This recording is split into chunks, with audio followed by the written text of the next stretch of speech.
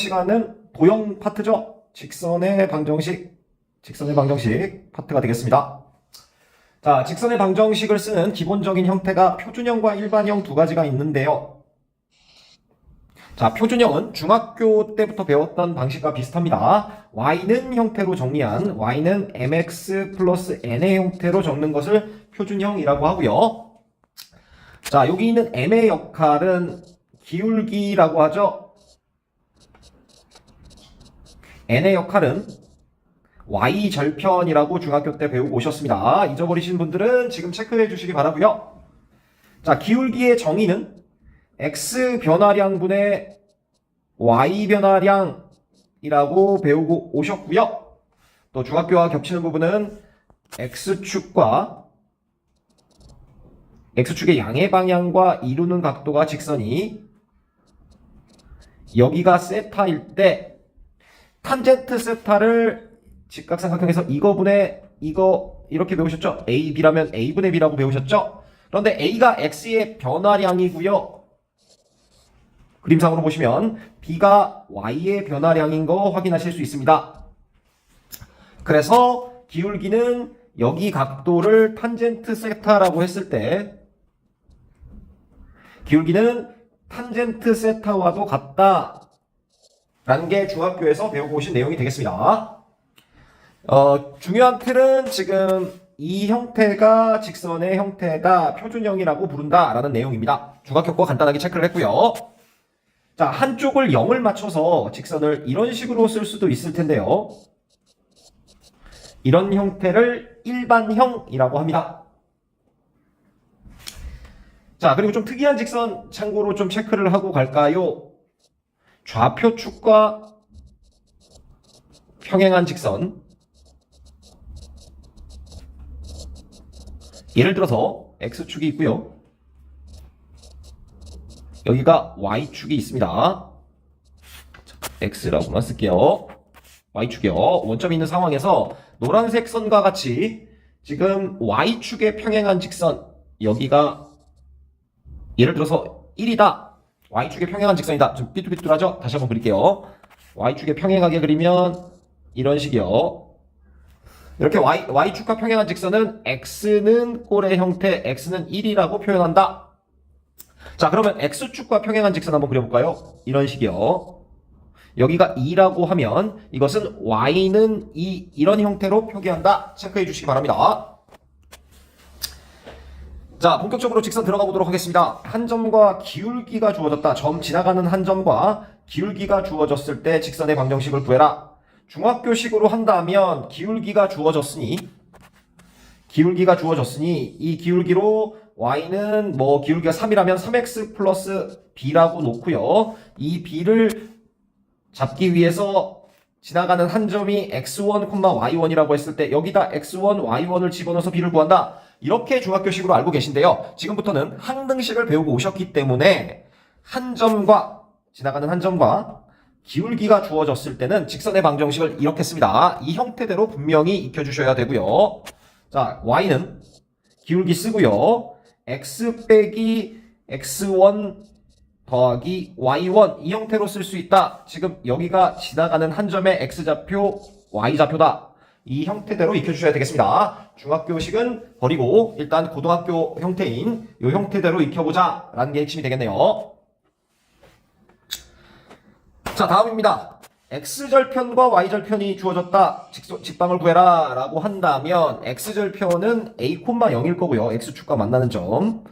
y절편은 0, b니까 두 점 사이의 기울기를 구하고 y절편 자리에 b를 넣어서 구한다 라고 익히지 마시고요. 자, 이 형태대로 의미를 가지니까 이 형태대로 익혀달라 라는 얘기가 되겠습니다. 자, 그 형태는 어떻게 되느냐? a분의 x 더하기 b분의 y는 1이라고 쓰면 x절편 a고 y절편 b인 직선이 구해진다. 자, 여기가 x절편인 거고요. 여기가 y절편이 되는 거죠. 자, 그림상으로 x축, y축이 있을 때 x절편이 a, y절편이 b인 직선이 바로 구해진다. 자, x절편이라는 건 y자리에 0을 집어넣는 거죠. 여기에다 y에다 0 집어넣으면 x가 a 되는 거 보이시나요? 그러니까 이런 형태로 적을 수 있다. y절편도 마찬가지고요. 자, 그러니까 이런 형태대로 기억해달라라는 내용이 되겠습니다. 자, 간단하게 필기하고 가시죠. 넘어갈게요. 두 직선의 위치 관계라는 테마입니다. 직선 두 개가 있을 때 어떤 위치 관계들이 있겠는가? 총 4가지 관계가 있고요. 한 점에서 만날 수 있고, 두 직선이 평행, 아니면 겹쳐서 일치, 내지는 수직한 상황이 있을 수 있다. 총 4가지 상황을 기억해달라라는 얘기가 되겠습니다. 1번, 한 점에서 만날 때, 2번, 평행할 때, 3번, 일치할 수 있고요. 4번, 수직할 수 있다. 그림상으로는 이런 식이 되면 한 점에서 만날 거고요. 이런 식이 되면 평행할 거고요. 만나지 않겠죠? 이런 식의 평행 표시. 그 다음에 하나로 일치할 수도 있을 거고요. 두 직선이 이런 식으로 수직할 수도 있을 것이다. 자, 각각의 표준형과 일반형에 대해서 각각의 위치관계를 나타내는 형태를 한번 보도록 하겠습니다. 자, 지금 표준형 2개 형태 가져왔고요. m-x 더하기 m- ax 더하기 by 더하기 c는 0, a-x 더하기 b-y 더하기 c-는 0. 자, 요 2가지 형태를 가져왔습니다. 자, 한 점에서 만난다 라고 할 때는 어떻게 하면 될까요? 기울기가 다르면 된다. 방정식으로 봤을 때 연립방정식의 해가 한 개인 상황이죠. 자, 평행하다. 기울기가 같으면 되지 않을까요? 그런데 중요한 건 y절편은 다르다는 조건 분명하게 써주셔야 되겠습니다. 왜냐? 일치한다는 조건이 이런 조건이기 때문이죠. y절편까지 같은. 그러니까 평행할 때는 y절편은 다르다라는 조건을 써주셔야 된다. 여기는 해가 없는 상황이 되겠네요. 이것은 해가 무수히 많겠죠. 연립했을 때 겹쳤으니까요.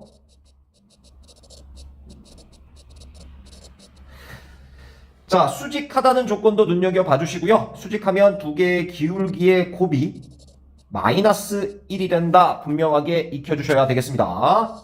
빈출하는 조건이죠. 자, 일반형 형태도 체크해 보도록 하겠습니다. 지금 요것을 y는 꼴로 고치면 여기와 여기가 기울기를 담당하는 역할이 되고요. 그 다음에 여기와 여기가 y절편을 담당하는 역할이 되겠죠. y는 꼴로 고치는 표준형으로 고쳤을 때. 자, 그래서 요 형태대로도 익혀주셔야 되고요. 기울기 역할을 담당하는 기울기의 비율 a-분의 a와 b-분의 b가 달라야 한다. 그러면 한 점에서 만난다. 자, 평행이요. a-a와 b-b가 같고요. 절편 역할을 하는 c-c는 달라야 한다. 이것은 다 같아야 되겠죠?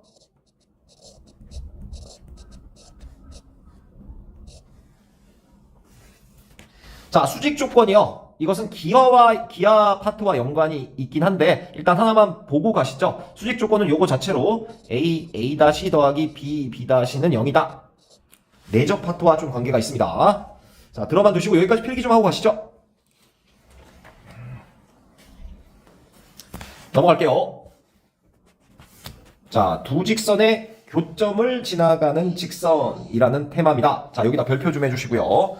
고교 직선 과정에서 가장 중요하고 새롭게 배우는 파트가 되겠습니다.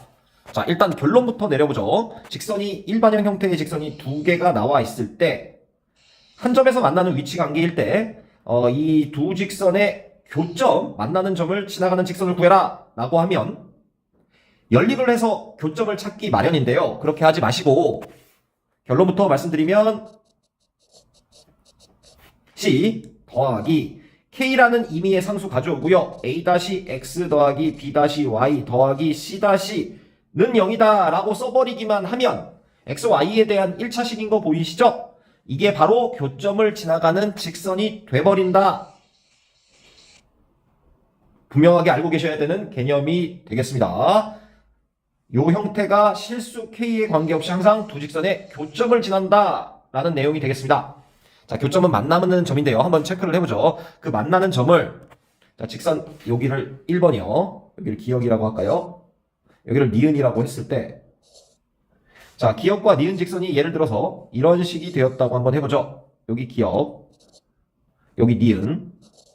지금 교점이 생겼는데 교점을 알파, 베타라고 가정해 보겠습니다. 우리가 구하고 싶은 건 이런 교점을 지나가는 직선을 구하고 싶다. 빨간색과 같은 이런 상황이 되겠는데요.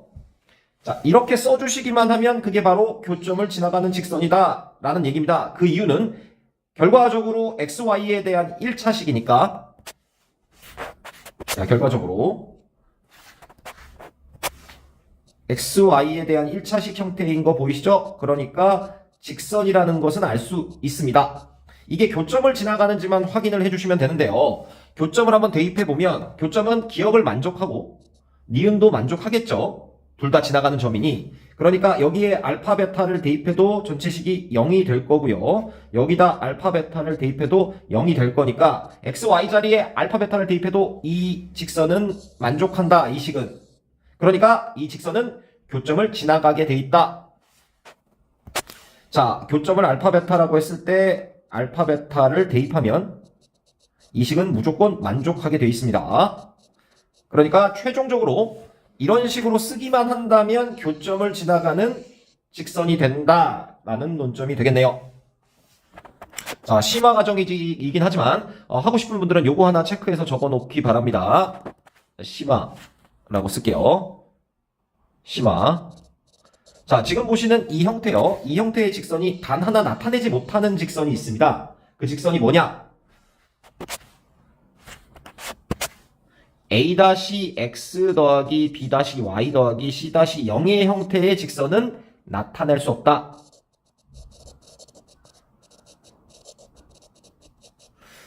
체크만 해두셨다가 좀 더 알고 싶은 분들은 질문해 주시기 바랍니다. 자, 문제 한 문제 풀어보겠습니다. 문제 한번 보시면 직선이 두 개가 있습니다. 하나는 온전히 나와 있고요. 하나는 M이 섞여져 있어서 온전히 나와 있지는 않는데 직선 형태는 직선 형태죠. XY에 대한 1차식이니까요. 1사분면에서 만날 때 M 범위를 구해라. 자, 그림으로 체크해 주셔야 되는 문제입니다. 그래프로. 지금 중요한 논점은 여기 있는 직선이 정보가 없는 것 같아도 중요한 정보를 담고 있습니다. M에 대한 항등식으로 봤을 때 M에 대한 내림차순으로 묶어보면 이런 식이 됐는데요. M 값이 뭔지는 모르지만 M에 대한 항등식 입장에서 봤을 때 여기가 0이 되고 여기가 0이 되면 분명히 이 식을 만족하죠. 그러니까 중요한 이 직선의 성질은 x는 마이너스 1,1은 분명하게 지나가게 되어 있다라는 정보를 익혀주셔야 되겠습니다. 자, 그러면 한번 얘기를 해보죠. 자, 여기를 기역 직선, 여기를 니은 직선이라고 했을 때 그림을 그려보면 x축, y축이요. 자, 기역 직선부터 그려보면 기울기는 마이너스 1이고 y절편이 2니까 여기가 2고 여기가 2인 이런 직선이 될 겁니다. 이게 기역 직선이죠. 니은 직선은 다른 조건은 없지만 마이너스 1,1은 분명히 지나가야 할 것이다. 여기 1이요. 여기 있는 직선에 여기 못이 박혀 있는 상황이죠. 그러니까 니은 직선을 그릴 때 1사분면에서 교점이 생기려면 여기서 교점이 생겨야 하는데요. 여기를 지나갈 때와 여기를 지나갈 때가 핵심 논점이 되겠죠. M의 범위가 구해지는 순간입니다. M은 기울기 역할이기 때문이고요. 자, 여기 점과 여기 점이요. 자, 여기 점은 구해보시면 0,2인 거 쉽게 확인되시죠? 여기 점은 2,0인 거 확인할 수 있으니까 2,0과 0,2 대입하셔서 M 범위를 구하면 된다. 단, 축은 사분면에 들어가지 않으니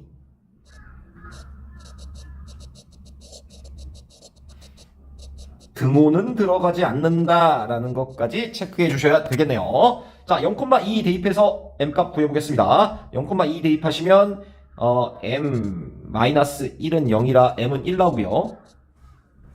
그 다음에 2,0 대입해 주시면 3M 더하기 1인가요?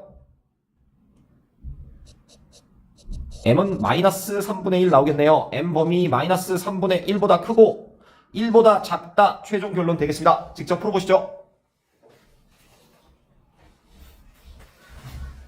넘어갈게요.